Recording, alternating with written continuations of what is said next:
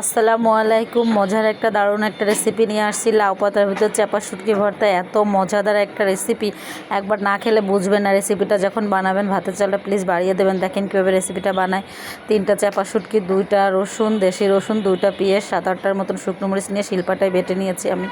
দেখেন আমি শিলপাটায় বেটে নিয়ে এখন আমি লবণ দিয়ে মাখিয়ে নিব। আসলে শিলপাটায় বেটে নিলেই ভালো হয়, ব্লেন্ডার করলে পেঁয়াজটা আপনারা অবশ্যই শিলপাটায় বেটে নেবেন, পেঁয়াজটা আপনারা ব্লেন্ডারে দিবেন না। দেখেন আমি লাউ পাতার ভিতরে এখন ভরে সুন্দর করে এভাবে মুড়িয়ে নিব হাত দিয়ে। দেখেন আমি কিভাবে পেঁচাই, আমি 2 হাত দিয়ে সুন্দর করে এভাবে সুন্দর করে পেঁচিয়ে নিব।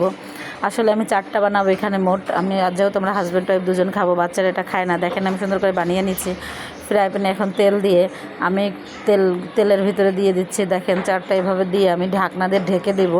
ঢেকে চুলার আঁচটা কমিয়ে দেখেন এভাবে একটু পানি ছেড়েছে ঢাকনা দিয়ে ঢাকার পরে আমি এরকমভাবে ঢেকে বানিয়ে নিব সুন্দর করে চাপা শুটকি লাউ পাতা ভর্তা। এত মজার একটা ভর্তা, এতটা মজা হয়েছে আলহামদুলিল্লাহ। দেখেন এক পিঠ হয়ে গেছে, আমি এখন উল্টিয়ে দিচ্ছি, আর এক পিঠ এইভাবে ভেজে নিব।